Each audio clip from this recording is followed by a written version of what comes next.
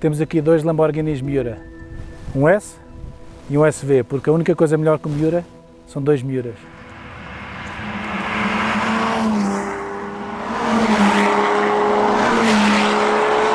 Temos aqui um 71, um SV, um S69. Este tem um bocadinho mais cavalos, mas eu vou dizer, o prazer é sempre muito.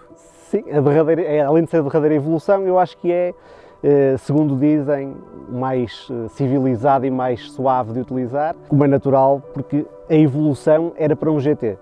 A ideia do Lamborghini, do Ferruccio Lamborghini, nunca foi que isto fosse um automóvel de corrida. Toda aquela equipa, Bizzarrini, Dallara, Stanzani, Bob Wallace, o foco deles era um automóvel de corrida, passaram todo o período de produção do Miura a pedir que os deixassem fazer um automóvel de corrida, mas nunca foi essa a intenção de Ferruccio. Ele sabia que não tinha o poder para rivalizar com a Ferrari, com outros naturais rivais da Lamborghini nesse capítulo, e não quis arriscar ir para as corridas e destruir todo o seu capital. Quis fazer um excelente carro de estrada. Este formato revolucionário só acontece porque há uma equipa extraordinária de pessoas lá a trabalhar, muito jovens, porque eu penso que o Bob Wallace tinha 29, os outros tinham 27, 25, eram todos muito novos, por isso eram pessoas que tinham muita vontade de inovar e eram geniais, e ele não quis travá-los, deixou-os fazer até ao limite daquilo que poderia ser um excelente carro de corrida. Não há hipótese de contrariar que o GT40 foi uma inspiração, até pelas formas, mas essencialmente nunca foi esse o foco era ser um GT, de maneira que depois do carro feito, o objetivo foi sempre refinar sem fazer nada de muito radical, embora haja uma outra versão especial que sejam muito radicais, mas a ideia do SV era ser mais potente, mas mais civilizado. Eu adoro este carro, sempre adorei este carro, porque só tem umas linhas completamente intemporais. Eu costumo dizer que se este automóvel fosse apresentado hoje, as pessoas não estranhariam, aceitariam que seria um automóvel moderno, porque é tão intemporal, e basta compararmos com o Lamborghini Countach, que tem o mesmo motor, mas que claramente olhamos para ele e vemos que é um automóvel datado, com o look do futuro dos anos 80, do espaço, mas claramente já do passado. Depois acho que tem uma linha realmente entre feminino e agressivo. E depois outra coisa que eu adoro nestes carros é a história, a irreverência dessa equipa, com 20 e tal anos.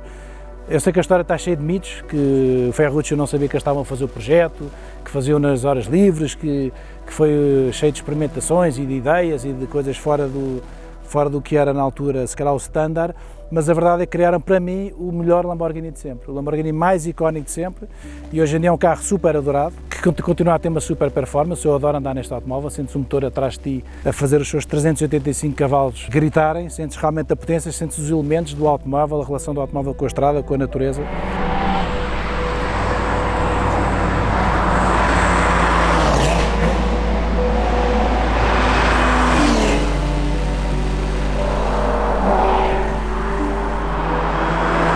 E depois, ao mesmo tempo, também tem este look super cool dos anos 60, dos anos 70, qualquer que seja a versão. Eu acho que isso realmente é o ícone quase da moda. Eu acho que a estética é que faz com que ele seja um carro que atravessa gerações.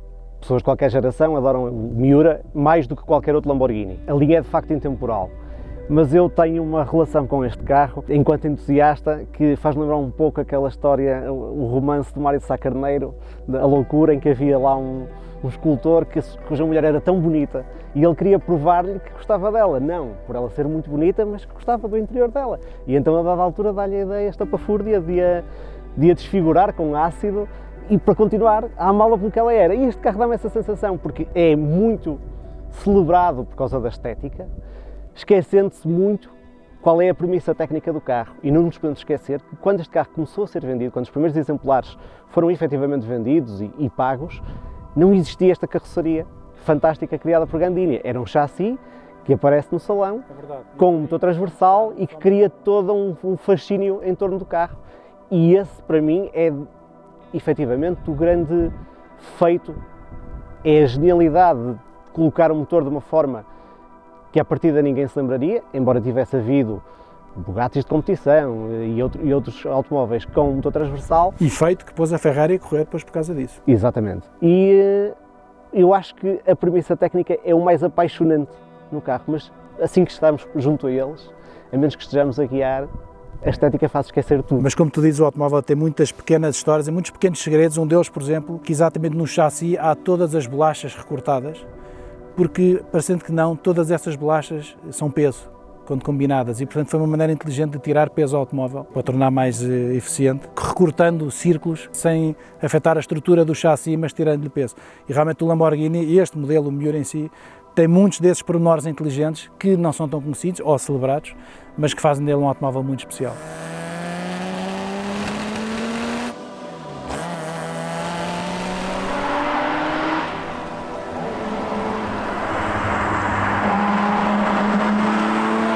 E eu penso também que é o facto de ele ser tão apaixonante, tanto na estética como na técnica, que gera alguns mitos.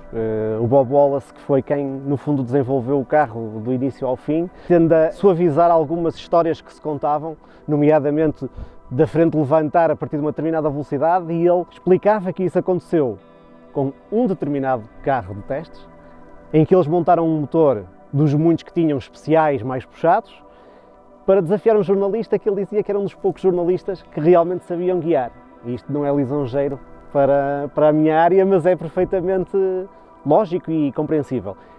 Era um jornalista que levava os carros ao limite e ele achou que faria sentido deixá-lo testar com um motor que era muito mais performante do que o P400 de origem. E então ele apanhou um susto muito grande, regressou à fábrica, disse que não queria guiar mais aquele carro, e isso gerou, de alguma forma, um mito de que o carro era extremamente perigoso e que levantava à frente. É lógico que há uma imperfeição aerodinâmica e que a partir de dada altura se dá algum lift, e é precisamente isso que também a frente do SV tenta corrigir, mas não é tão fantástico e tão assustador como efetivamente seria na mitologia do Miura. É verdade. Estes automóveis são lindos e devem ser celebrados, e a forma de os celebrar é conduzi-los. Por isso é o que vamos fazer.